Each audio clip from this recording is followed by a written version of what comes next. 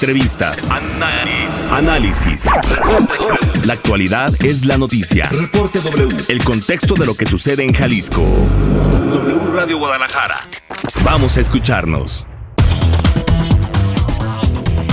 ¿Qué tal? Bienvenidos a este espacio Reporte W en el 1190 de AM. Esta mañana presentaremos el tema ¿cuáles son las dificultades académicas que tienen las personas sordas en su formación educativa? ¿Cuáles son esas barreras en los diferentes niveles escolares? ¿Y qué se debe hacer por parte del Estado para garantizar el derecho a la educación de todas las personas sordas? Les saluda Priscila Hernández al micrófono. Un gusto que nos acompañe esta mañana en Reporte W, un espacio abierto para que los reporteros y las reporteras podamos analizar, debatir y profundizar en aquellos temas que algunas veces usted puede escuchar en los cortes informativos y que seguramente dan para más, para conversar más, para reflexionar más, y es por eso que se abre ese espacio Reporte W. Y hoy, esta mañana, un tema importante para abordar particularmente una condición, unas circunstancias de la población con discapacidad, en el caso de las personas con discapacidad auditiva, las dificultades académicas a las que se enfrentan, no solamente de parte del Estado, hay que decirlo también que hay un contexto de discriminación social que impide que las personas sordas puedan desarrollarse plenamente y garantizar su acceso a la educación. Gracias por acompañarnos en Reporte W. Le invitamos a que nos siga a través de nuestras redes sociales y también que pueda llamar a la cabina al 3616-9502 y 07. Arrancamos esta mañana con Reporte W. En Reporte W vamos a escucharte. Redes, Twitter, @W Radio-GDL, Facebook, W Radio Guadalajara. Reporte W. Y como ya decíamos, es un tema amplio que genera hacer un análisis desde lo más particular hasta lo general. ¿Qué ocurre para que una persona sorda encontremos que en sus niveles educativos, datos del INEGI, muchas veces las personas con discapacidad no concluyen su licenciatura, tienen dificultades para acceder, ya no digamos, a un nivel de posgrado? ¿Qué pasa en la vida diaria, en la académica y en lo social para que una persona sorda tenga dificultades? Agradecemos esta mañana la oportunidad de conocer este tema desde diferentes perspectivas. Agradecemos a Erlinda Cisneros Balbuena, representante de padres de familias con hijos sordos que recientemente presentaron una queja ante la Comisión Estatal de Derechos Humanos justo por este tema. Buenos días, Erlinda. Hola, buenos días. Gracias por este espacio que nos dan. Sí, se presentan varias situaciones desde la niñez, ¿verdad?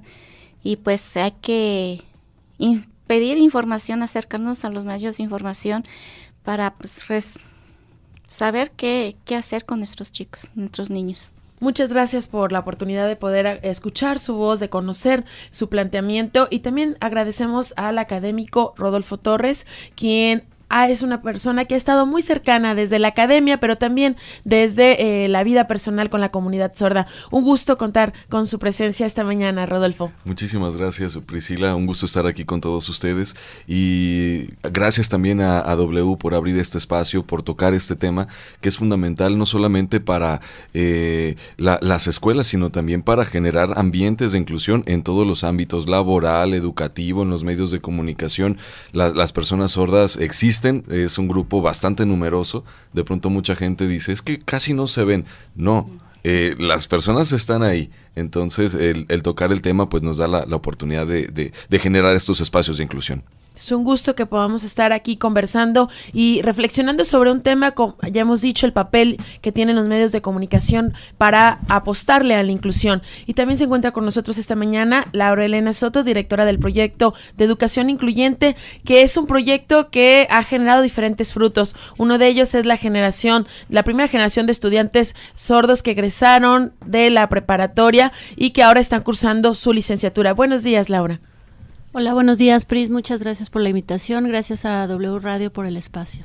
Muchas gracias. Y para hablar también de un tema importante que recién se aprobó esta semana, es una semana que fue histórica para la población sorda en el estado de Jalisco, que fue una aprobación a las modificaciones a la Ley Estatal de Discapacidad para armonizar un tema importante que es el tema educativo para la población sorda. Nos acompaña Guadalupe Díaz de Sandy, presidenta de la Asociación de Intérpretes. Buenos días. Hola, muy buenos días, Pris. Muchas gracias por el espacio. Muchísimas gracias. Y estamos también, nos acompañará a lo largo del programa Ana Guadalupe Herrera Amaral, presidenta de la Asociación Recreativa, Cultural y Deportiva Silente de Jalisco. Así que arrancamos el tema con la primera pregunta. Si tuviéramos que imaginar en esta idea lineal de una persona sorda desde su crecimiento, en, digamos, ya el preescolar, primaria, secundaria, ¿cuál es la principal barrera? Y arrancaría con Erlinda, de parte de los padres de familia, que se encuentran a lo mejor para entrar a la vida académica un niño o una niña que tiene discapacidad auditiva. ¿Qué pasa cuando comienzan a ir al preescolar? ¿Qué pasa en esta etapa básica y fundamental en la formación de los estudiantes? ¿Hay adecuaciones, hay accesibilidad para los niños y las niñas sordas? Primeramente me quiero expresar de esta forma. La familia, los padres de familia, debemos de aceptar a nuestro niño con su discapacidad y, como dije al principio, enfocarnos en la información que podemos brindarle a nuestro niño con la lengua de señas mexicanas. Si no se conoce la lengua de señas mexicanas, no podemos comprender qué nos quiere decir el niño o cómo comunicarnos con él. La lengua de señas es muy básica para comprender desde que está niñito. Sus miradas son muy expresivas, pero no hay una comprensión total. Entonces, primero la aceptación de que necesitan una atención más especial y su idioma que es hermosa en la lengua de señas mexicanas. Si no se conoce, hay que buscarla de dónde es. Como no tenemos una expresión oral, la lengua de señas es lo básico para ellos. Y en lo cotidiano, Rodolfo, desde la academia que han encontrado, ¿se habla la lengua de señas en las escuelas básicas? ¿Tienen conocimiento los docentes y profesores respecto a esta lengua? Para tocar este tema es importante, Priscila, que tengamos una visión histórica y sobre todo global sobre cómo se ha entendido a la comunidad sorda. Durante muchos años se ha visto como una comunidad de personas enfermas, con un trastorno, con una pérdida, y una comunidad que ha sido segregada y que ha sido objeto de una atención especial. Sin embargo, la tendencia desde los años 70 es que se quite ese paradigma médico, ¿no?, de entender a la sordera como una condición médica y verla desde la experiencia sociocultural que ahí radica. Como bien comenta la señora Erlinda, esta comunidad ha desarrollado de manera clandestina y segregada desde esa periferia donde se le ha colocado una cultura, un idioma y una forma de ser muy particular. Esta comunidad ha trabajado mucho por su empoderamiento, por la generación de derechos civiles, y la tendencia a nivel internacional la notamos muy fuerte en la península escandinava, por ejemplo, que desde los años 70 países como Noruega, Suecia o Finlandia comenzaron con este alto a la discriminación, este alto a la segregación, y decir, oigan, nosotros tenemos una voz, que no se escuche no es motivo para que nos segreguen. Esta voz se ve, esta voz se siente y es una voz que tiene derecho a existir. Nuestro idioma y nuestra cultura deben existir.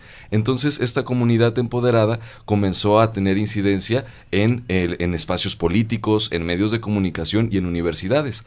Tan así que al llegar a las universidades se ha implantado este modelo bilingüe bicultural, donde se dice, nosotros como sordos podemos aprender desde nuestra lengua materna y aprender la lengua oral en medida de nuestras capacidades.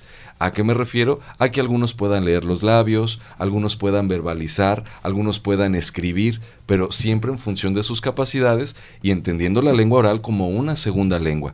La lengua principal debe ser la lengua de señas mexicana. Este enfoque lamentablemente llegó de manera tardía a países latinoamericanos. Por ejemplo, aquí en México todavía hasta el año 2000 se veía como no conveniente que los sordos aprendieran desde la lengua de señas mexicana y se les imponía el español. Imagínate tú una persona a la que se le impone un idioma que su misma naturaleza no es capaz de desarrollar. Yo orgullosamente soy hijo de padres sordos. Y mis papás me cuentan que cuando ellos iban a la escuela, y aquí Lupita no me dejará mentir, con quien comparto esta bonita experiencia de vida, a nuestros papás, por ejemplo, les prohibían utilizar las manos para comunicarse, les pegaban, se las amarraban, una cuestión muy violenta, para imponerles el español, para generar personas que pudieran hablar y comunicarse con la sociedad. Lamentablemente ese modelo oralista no ha tenido resultados, porque tienes personas que pueden verbalizar palabras o leer, pero no las entienden. Mi mamá te puede leer un texto y te dice, mira, aquí dice, el ferrocarril va muy rápido. Y me pregunta, ¿qué es ferrocarril? ¿Qué significa esa palabra? La puede leer, la puede hablar, pero no la entiende. Y ese es el gran problema que ha tenido nuestro sistema educativo, que se ha visto a los sordos como objetos en los cuales se les debe imponer un sistema en lugar de reconocerles sus formas naturales de comunicación, su idioma, un idioma que ha existido desde los inicios de la humanidad.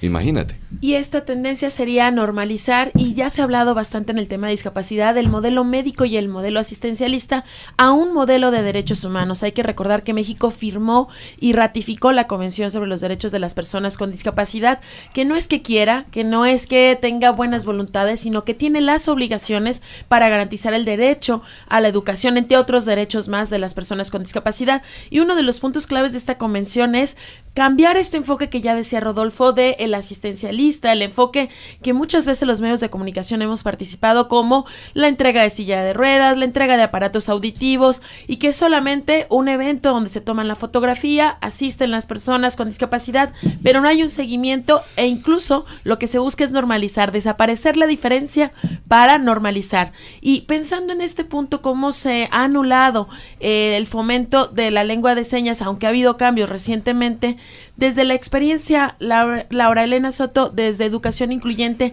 ¿qué encuentran? Ustedes están llevando a cabo este proyecto en la preparatoria número 7 y ahora también en la licenciatura en el Centro Universitario de Ciencias Sociales y Humanidades.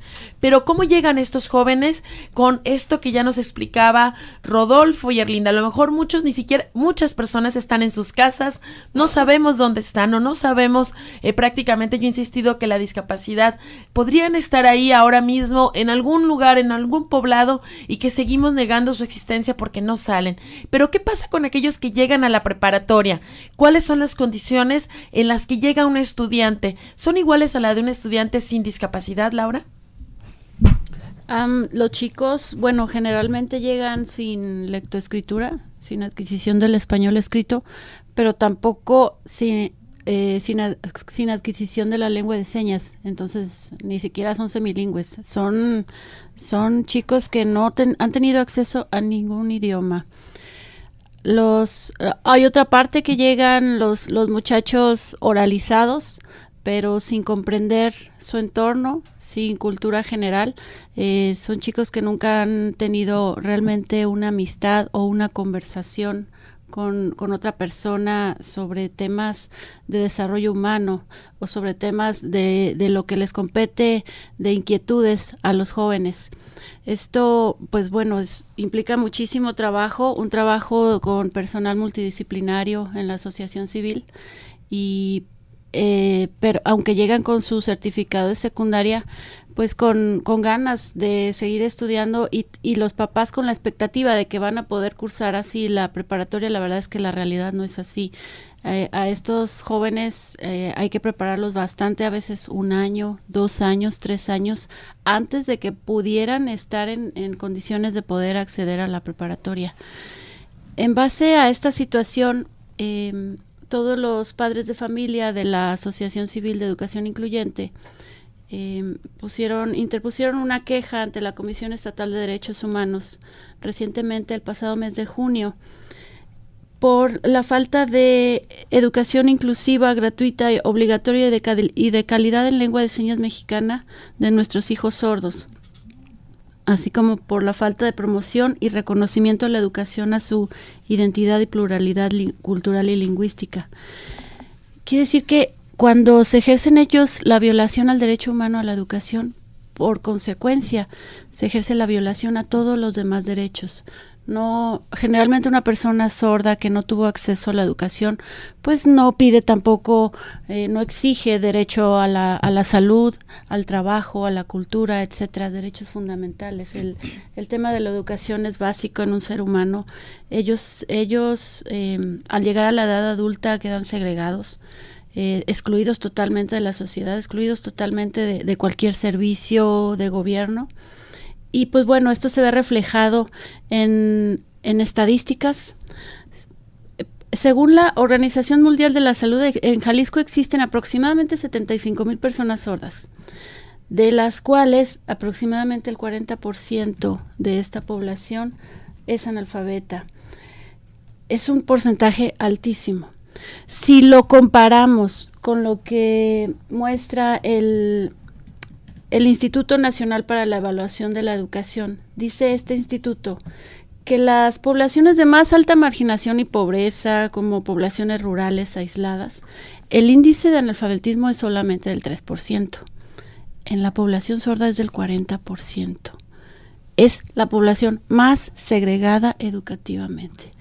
Esto, pues bueno, la Secretaría de Educación reiteradamente lo ha negado.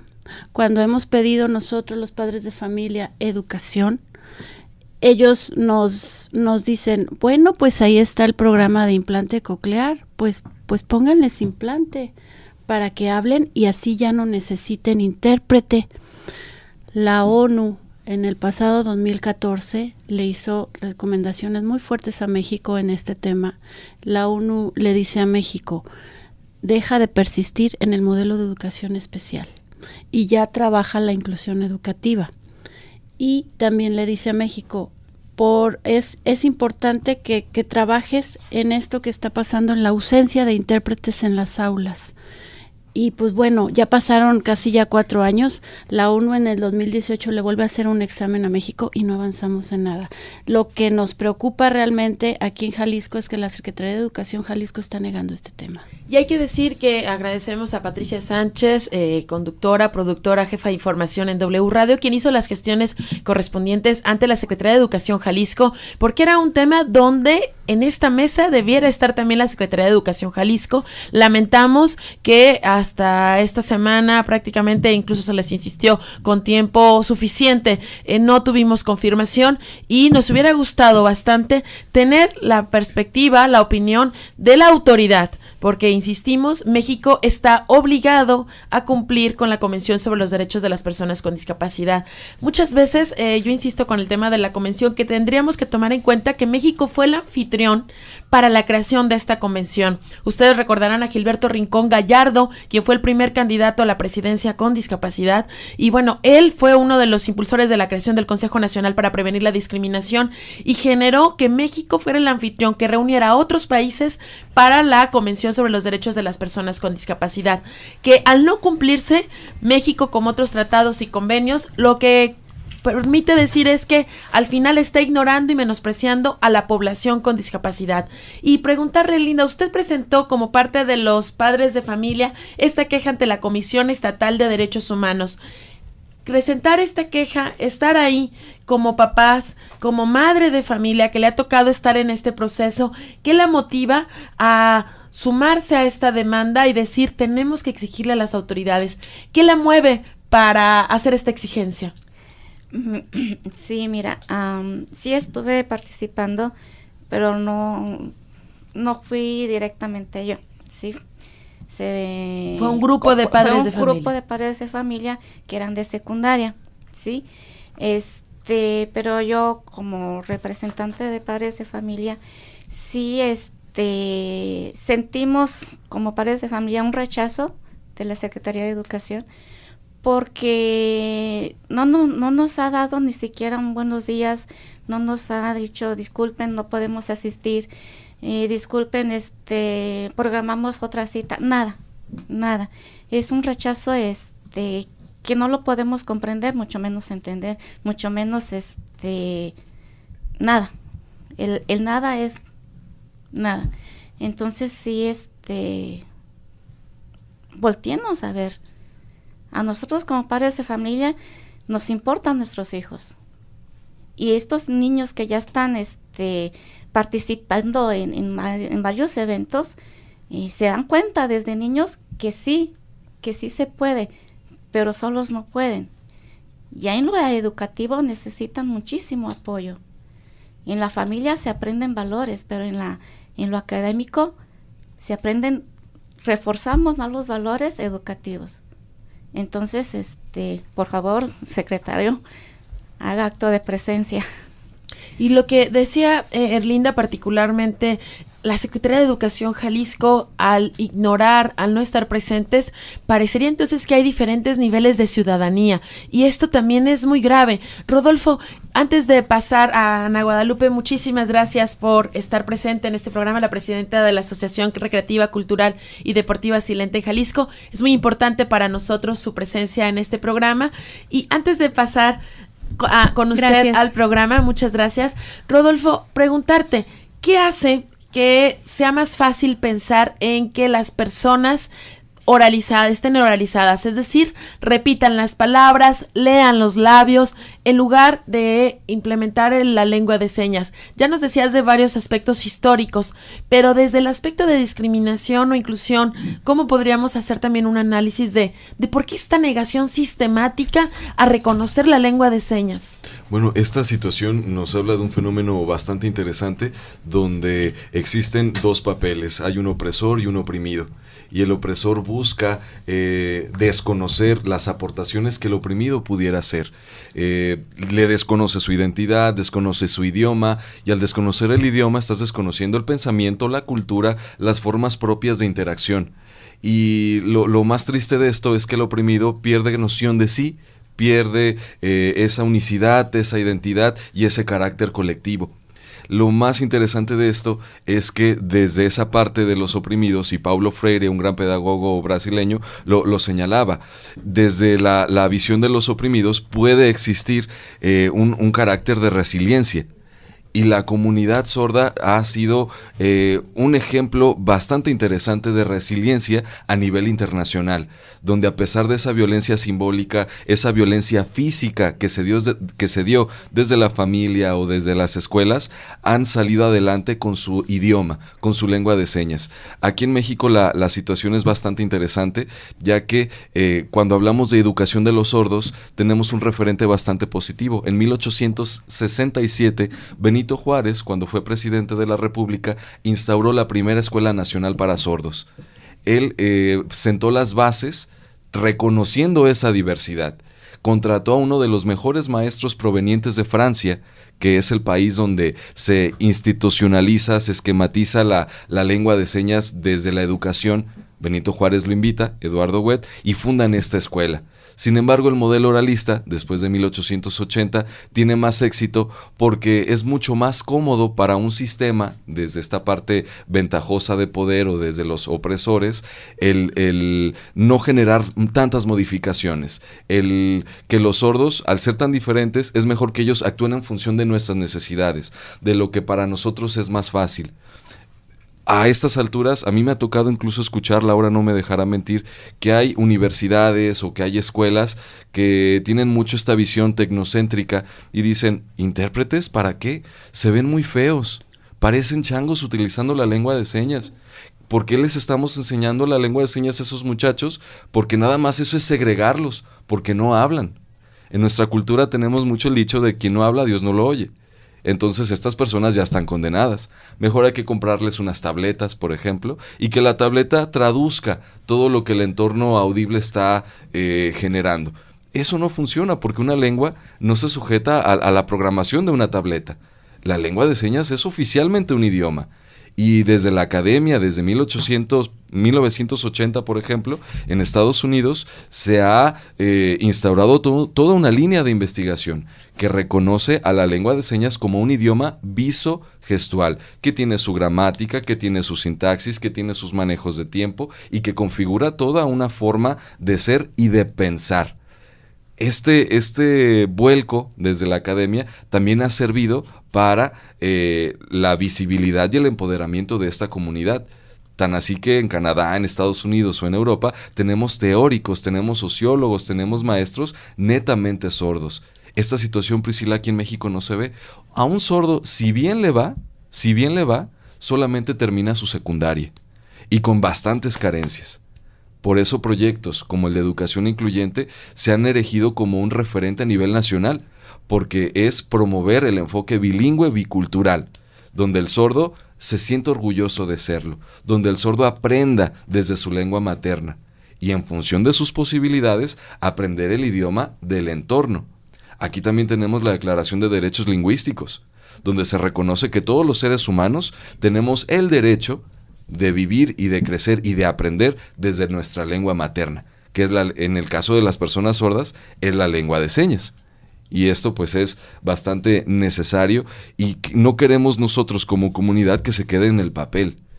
Para las autoridades o para las escuelas implica un cambio, sí, pero es un cambio necesario, es un cambio urgente porque existe una deuda moral histórica con esta comunidad.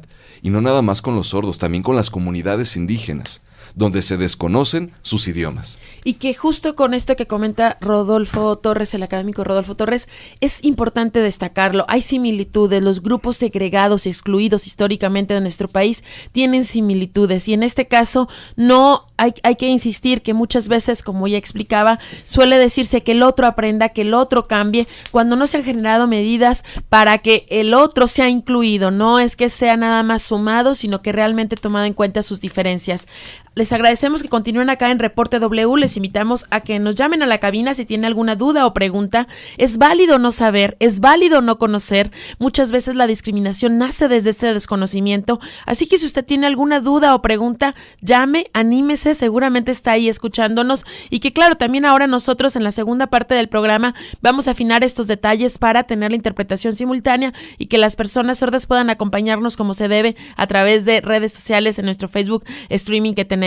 Nuestros números telefónicos son 3616-9502 o también 3616-9507. Quédese aquí con nosotros en Reporte W 1190 de AM. Vamos a un corte y regresamos. Reporte W. Teléfonos 3616-9502 y 07. Reporte W. Reporte W. Reporte W. ¿Dónde está la noticia? Por W Radio Guadalajara. Verano W. Regresamos a Reporte W, el contexto de lo que sucede en Jalisco. W Radio Guadalajara. Vamos a escucharnos. Reporte W. Teléfonos 3616-9502 y 07. Reporte W. Bueno, continuamos en Reporte W con el tema de esta mañana, cuáles son las dificultades académicas que tienen las personas sordas en su formación educativa. Gracias a quienes nos acompañan en Facebook Streaming, estamos aprendiendo como medio de comunicación a hacer radio también simultánea con interpretación en lengua de señas para que nuestro programa llegue justo a quienes deseamos que llegue también, que es a las personas sordas. Así que esta segunda parte del programa contaremos con la amable interpretación por parte del equipo de la Asociación de Recreativa, Cultural, Deportiva y Silente en Jalisco. Gracias por la posibilidad que nos dan de poder hacer la interpretación y que los radioescuchas y las personas sordas que están acompañándonos puedan estar enteradas de este tema.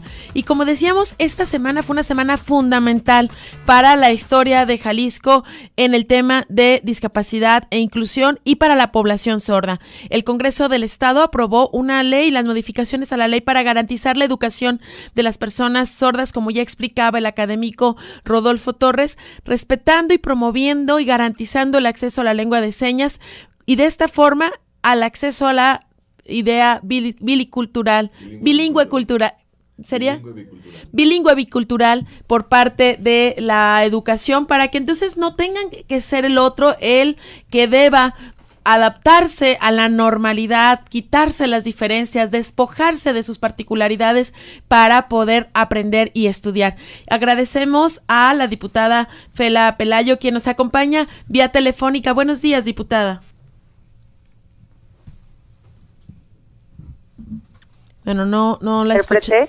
Buenos días. Buenos días, diputada. Pues preguntarle, usted fue una de las principales impulsoras y promotora de estos cambios en la ley estatal en discapacidad. Háblenos en qué consiste. Muchas veces las personas están alejadas de lo que ocurre del Congreso estatal, en el Congreso de Diputados, y que incluso también tienen este estigma y estereotipo los ciudadanos de que los diputados están alejados de las necesidades de las personas. Y lo que sabemos particularmente, y mire que no sería fácil que yo dijera esto ante el micrófono, es que usted particularmente trabajó e impulsó este tema en apoyo de las personas sordas. ¿Qué la motivó a hacer estas modificaciones que al finalmente fueron aprobadas? Gracias, Priscila. Mira, hace 8 meses nos buscaron líderes de la comunidad de sordos, diferentes organizaciones, asociaciones civiles, quienes solicitaban a través de una marcha que los apoyáramos para incluirlos en cuestiones educativas. En Jalisco, hasta antes de esta semana, el Estado no promovía la educación incluyente para personas sordas.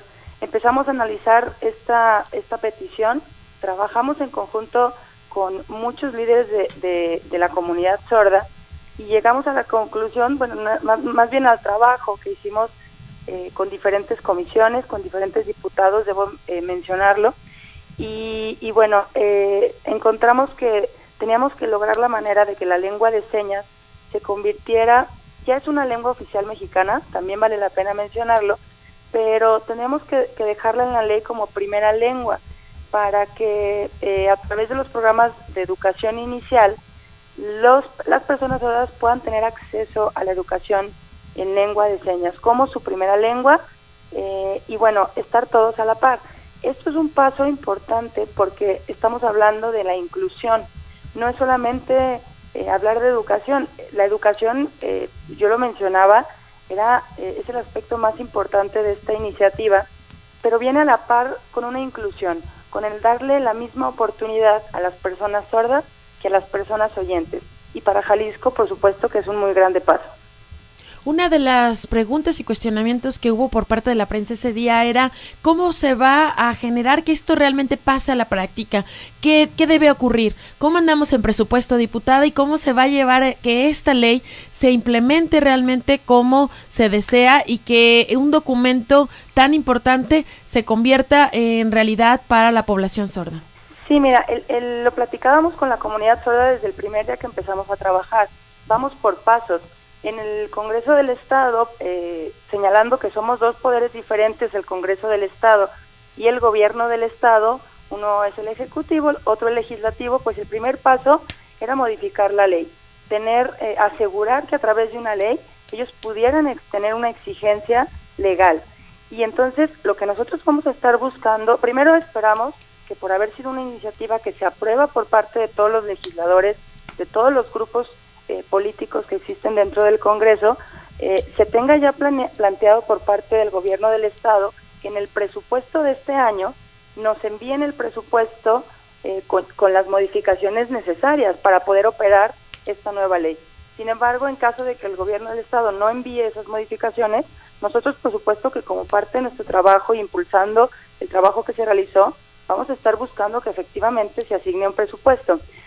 De repente se puede confundir oye, sale una ley sin presupuesto. Eso no sucede así, o sea, no te aprueban una ley y te la aprueban con presupuesto. Para explicarle también a la gente, tú buscas que se reforme, tú buscas una iniciativa de ley para tener una certeza jurídica de que algo suceda. Ahora, el segundo paso precisamente es darle dientes, asignarle algún presupuesto, pero eso viene por parte del Ejecutivo.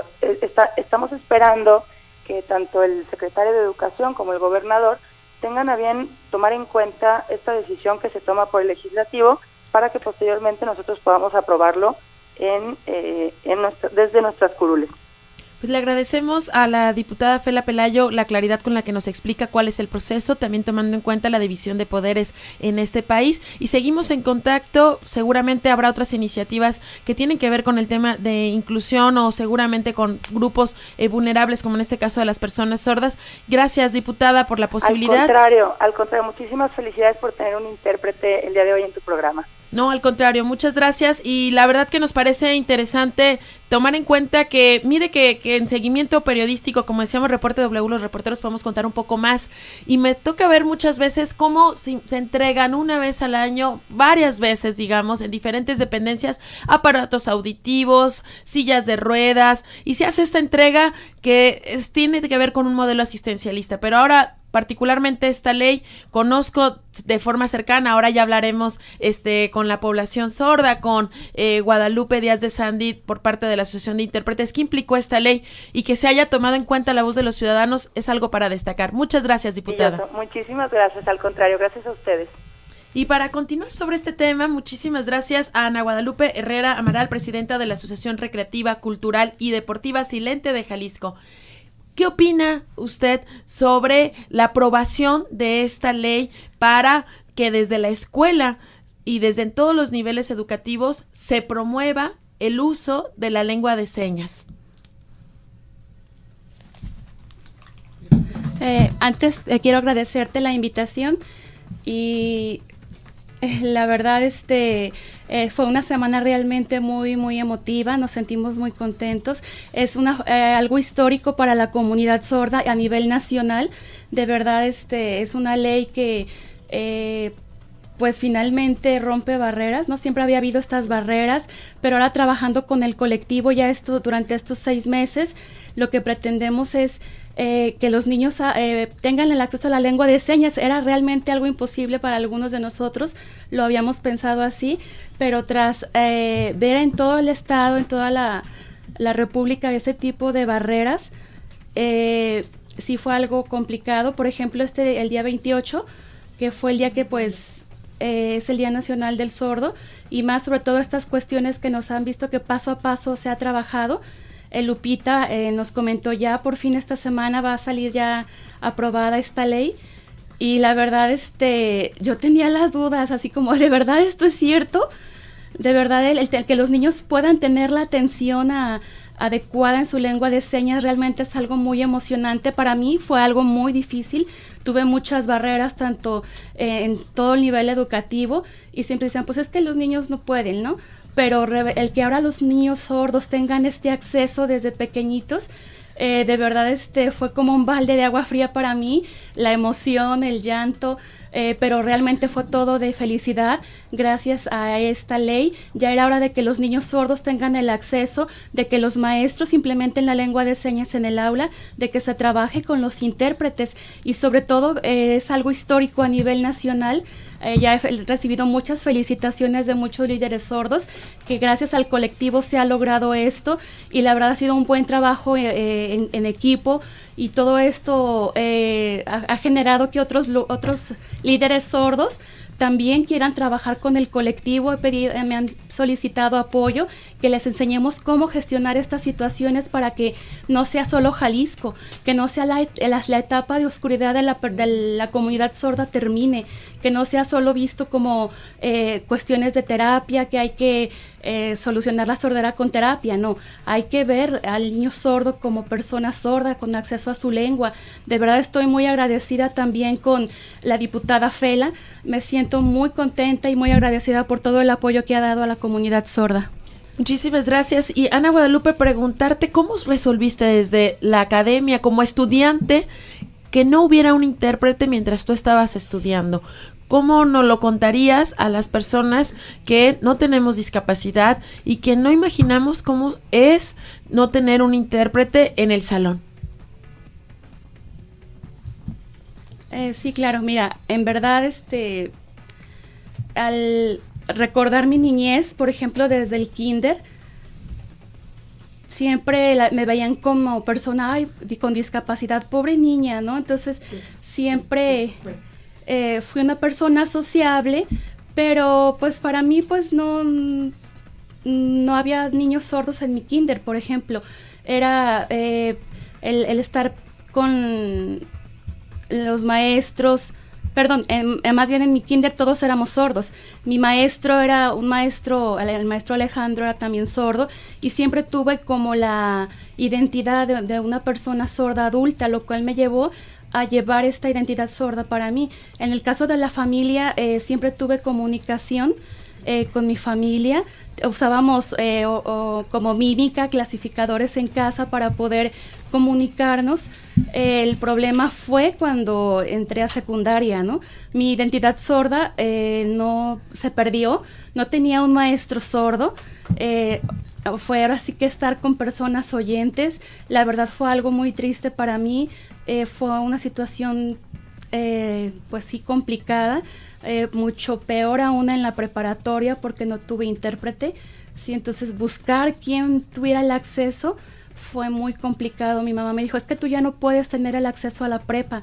Yo quería realmente tener los mismos derechos educativos que una persona oyente, y me dijeron, es que tú ya no puedes, tienes que irte a algún taller de costura, algún taller. Fueron las recomendaciones de los maestros de la escuela, y pues la verdad yo buscaba ser maestra. Yo quería tener pues más nivel educativo, y también entramos queríamos el acceso a más personas, pero no solamente eran personas oyentes. Así que una de mis compañeras, ella sí logró graduarse, se sintió feliz, pero en sí pues no tenía todavía el acceso a nivel en este caso de bachillerato, una licenciatura.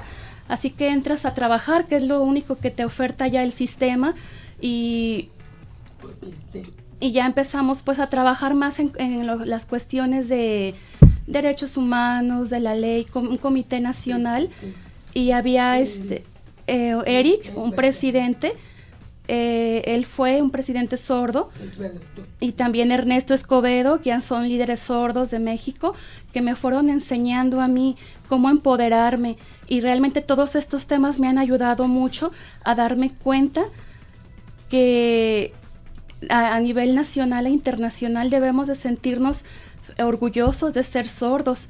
Y es verdad, ahora que ya en mi experiencia estoy viéndolo, tengo muchísimas ganas de ir a lugares, por ejemplo, como Bolaños y a otros lugares, para ir impulsando a los pequeños. Me tocó esta experiencia alguna vez, y de verdad sí es muy complicado para los sordos que viven en pueblos el tener el acceso educativo. Entonces requerimos mucho apoyo. En el caso mío, por ejemplo, hablando de otros rubros, en cuestiones de salud, no cuentas con un intérprete, ni siquiera un acceso adecuado a nivel de salud, y todo esto también implica un gasto. O sea, ¿cómo contrato un intérprete? ¿Cómo lo pago? También si es mi puente de comunicación, ¿no? Entonces, todo esto te va, pues, a nivel educativo, pues también, ¿no? Ahora, pues, gracias a Dios y a Educación Incluyente, me invitan a trabajar con ellos, y la verdad, no me sentía yo capaz, la verdad. Pero cuando me invitan a trabajar a Educación Incluyente, me doy cuenta que desde su experiencia en cuanto a generación de proyectos y el trabajo en conjunto con los intérpretes y el buen ejemplo que nos dan de equipo de trabajo, se pueden lograr muchas cosas. En el caso de los niños y jóvenes que han tenido una experiencia diferente a la mía, veo ahora desde otra perspectiva que les hace falta tan solo muchísimas cosas, tan solo la situación en cuanto a psicología, atención psicológica, y todo esto en Educación Incluyente con el equipo disciplinario realmente se puede trabajar y ayudar a la persona sorda. Los jóvenes sordos necesitan este tipo de trabajo, necesitan que este equipo disciplinario trabaje a favor de ellos. Ahora actualmente, ya como presidenta de la Asociación Silente Jalisco, en la cual tengo recientemente 3 meses, pues me ha ayudado muchísimo el haber estado trabajando en Educación Incluyente. Me enseñaron bastante, y pues esto es un poco de mi experiencia. Muchas gracias a Ana Guadalupe Herrera Amaral, presidenta de la Asociación Recreativa Cultural Deportiva Silente de Jalisco, y para hablarnos en qué consisten las modificaciones a la ley, qué puntos específicos se tomaron en cuenta para generar esta felicidad y alegría, que hay que decirlo, que como reporteros muchas veces vemos que en el Congreso hay molestia y enojo por el aumento a salarios, de los sueldos de los diputados, porque no asisten, porque se lleva a cabo lo que tan mal se llama este horario legislativo, hay varios vicios en el Congreso del Estado, pero también habrá que reconocer que se legisla y muchas veces se legisla en pro de cierta población, y en este caso yo les podría decir, de la cobertura que llevo de temas con discapacidad,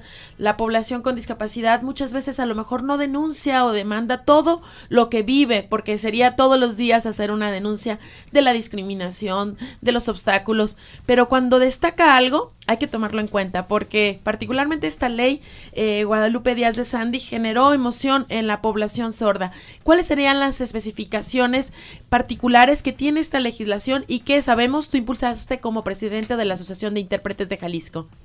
Bueno, lo trabajé junto con el colectivo de personas con discapacidad. En esas forman parte 7 asociaciones de intérpretes. ¿Me ayudas un poco a acercarte el micrófono? Muchísimas gracias. Lo forman 7 asociaciones de personas sordas e intérpretes de lengua de señas.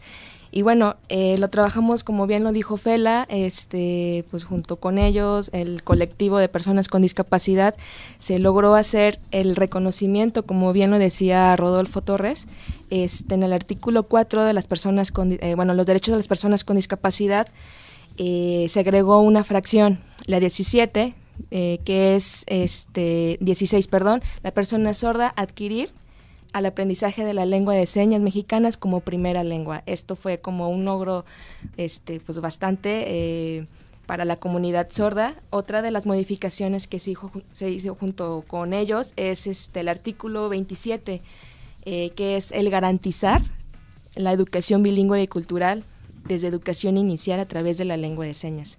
Eso es algo histórico a nivel nacional.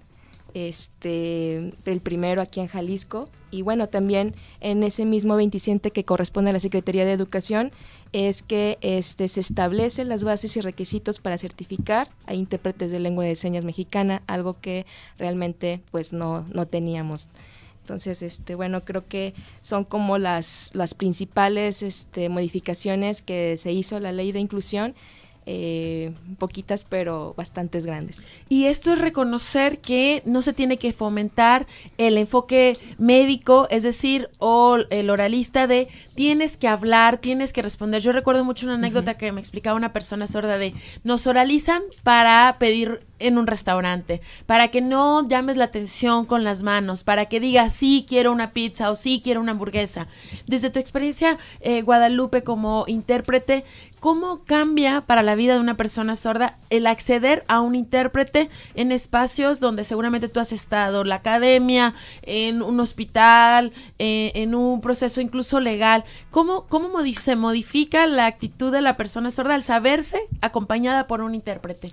No, pues al momento de que esté un intérprete de lengua de señas, pues interpretando lo que realmente es algo como decía Rodolfo, o sea, comprenden lo que quieren ellos pues entender y todo, y no es como solamente una interpretación o algo que pues nada más dice sí o no se quedan como con la comunicación a medias. Entonces es algo que ellos tienen ese acceso, pues. Se sienten ellos mismos. Así es. Y eso es un valor inalienable en la vida de cualquier persona, el ser ella misma, él mismo. Y eso es claro con la lengua de señas en el caso de los sordos.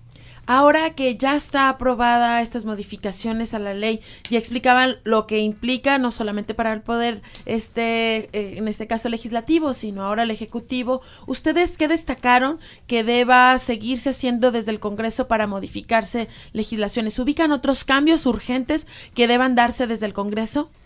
Primeramente solamente en cuestión del presupuesto, igual nosotros como colectivo hacer esa agenda social, no sé, también como que no se queden, o sea, que no se olviden pues de estas modificaciones y que realmente se apliquen.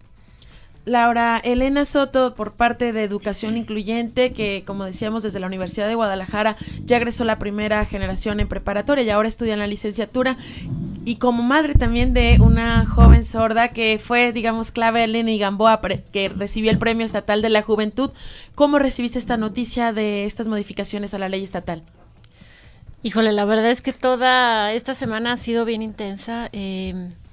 Nos avisaron apenas un día antes cuando ya iba a ser la sesión en el Pleno del Congreso.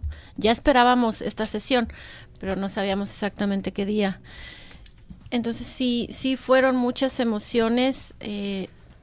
Pensábamos que iba a ser un poco más difícil esa misma sesión, porque ya llevamos trabajando esto desde hace 8 meses. Hemos estado apoyando a la diputada con fundamentos. El equipo de trabajo de la diputada ha hecho una labor inmensa, nos han asesorado mucho. Al principio teníamos una propuesta, después fue cambiando la propuesta porque nuestro país aún no está listo para la propuesta inicial que hicimos. Entonces este cabildeo, estas negociaciones duraron muchos meses, fue bien pesado. La propuesta inicial que teníamos, a la que se aprobó esta semana, sí fue diferente. Ya sabíamos que esta sesión ya iba a ser la definitiva. Estuvimos acompañando también a las diferentes comisiones que trabajaron esta propuesta, de la Comisión de Educación de ahí del Congreso, la Comisión de Cultura, la Comisión de Derechos Humanos.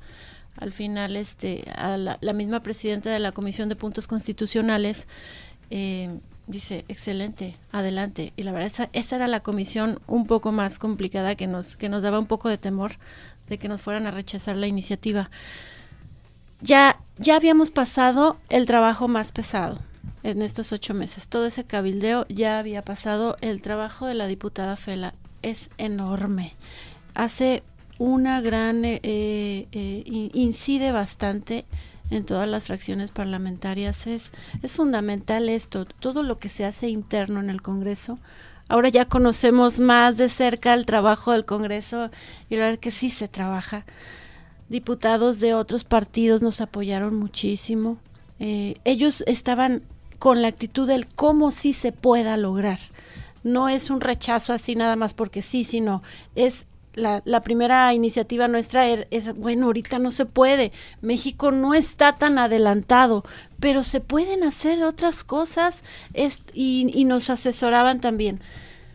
Estuvo ahí presente en esta sesión de esta semana la comunidad sorda, estuvieron presentes padres de familia, niños sordos, jóvenes sordos, intérpretes, y fue una emoción muy grande.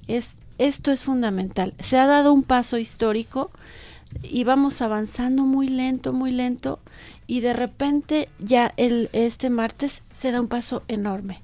Esto le da muchísimo avance a la cultura sorda, a la lengua de señas, al reconocimiento a la pluralidad cultural y lingüística de la comunidad sorda, que esto solo se daba en las comunidades indígenas.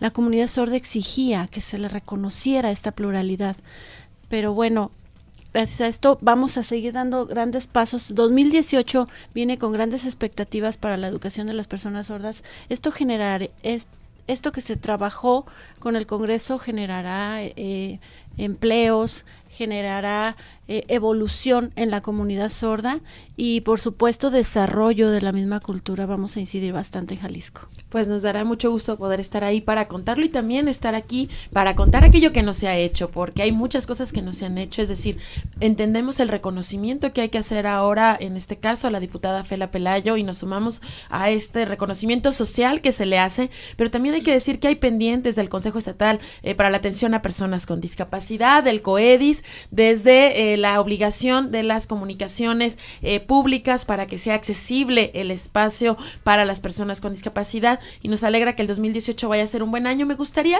cerrar con una frase de cada uno sobre, ya hablábamos de este reconocimiento que genera que una persona sorda pueda utilizar la lengua de señas, y como este tema, como el gran paraguas o este gran marco para hablar del tema educativo. ¿Qué se gana cuando se apuesta al diferente, a la inclusión? Desde su experiencia, ¿qué se gana para alguien que está en su casa cuando se suma la diferencia y que se incluyen las personas sordas? ¿De qué nos estamos perdiendo y de qué se están perdiendo todos aquellos que por discriminación no toman en cuenta a la población sorda? ¿Qué alguna frase o alguna palabra que ustedes dirían, todo esto estamos perdiendo al no tomar en cuenta la cultura sorda? Para Erlinda Balbuena, de padres como madre de familia y quien ha tenido la experiencia de educar y formar a una persona sorda, ¿qué nos diría? Pues que no nos rindamos, que nos unamos más porque lamentablemente aquí en la ciudad hay padres de familia que no se informan. Ya se abrieron varias puertas y las puertas están abiertas y hay que unirnos más. Muchísimas gracias. Para Rodolfo Torres, académico, ¿qué sumamos cuando apostamos a la inclusión y qué perdemos cuando no la sumamos? Ganamos el ver otras formas de entender el mundo, de entender la existencia humana, de entendernos a nosotros mismos. Ganamos también amistades, ganamos amor, ganamos el acercarnos con nuestros hijos, con nuestros padres y el fortalecer la unión social. Creo que son más las cosas que se ganan al reconocer la diversidad cultural y lingüística que tiene un país tan vasto como México. Muchas gracias. Laura Elena Soto, directora y creadora del proyecto educativo Educación Incluyente. Ganamos, nos enriquecemos con la diversidad. En la diversidad está la gran riqueza del ser humano. Todos somos maestros y alumnos de todos, porque cada realidad es importante. Cada realidad nos suma. Conocer mayor diversidad de realidades nos hace crecer y también amplía nuestro universo interior. Para Guadalupe Díaz de Sandy, presidenta de la Asociación de Intérpretes e impulsora de las modificaciones que ahora tienen tan contenta a la población sorda en Jalisco. Pues en mi caso ganamos, yo gané muchos aprendizajes de cada una de todas las presidentas, compartir experiencias y, como dice Rodolfo, ganamos más en Muchas eso. Gracias. Para Ana Guadalupe Herrera Amaral, presidenta de la Asociación Recreativa, Cultural, Deportiva y Silente de Jalisco, ¿qué ganamos cuando incluimos a la cultura sorda? Como parte, Ana Guadalupe, de la población sorda, ¿qué se gana cuando se reconoce la lengua de señas a la comunidad sorda? La verdad, en primera yo me siento muy, muy emocionada y sobre todo ganamos mayor inclusión y equidad, ¿sí? No solamente en cuestión oral. A nosotros la lengua de señas como nuestra primera lengua es lo importante y nuestra segunda como el español escrito. De verdad me siento muy feliz, muy contenta. Y ya no tenemos la puerta cerrada, ¿no? Estamos abiertos ya en cuestión social y me siento muy, muy, muy tranquila. Estas barreras ya están desapareciendo y la verdad me siento muy contenta. Para mí, estoy feliz, estoy contenta, es muy, muy contenta. Pues un gusto que nos hayan acompañado en este programa en Reporte W. También a quienes nos están acompañando en redes sociales, los invitamos a que se queden porque habrá una serie de videos para conocer más cómo recibir o atender comunicación con las personas. Verano W. Nos encanta.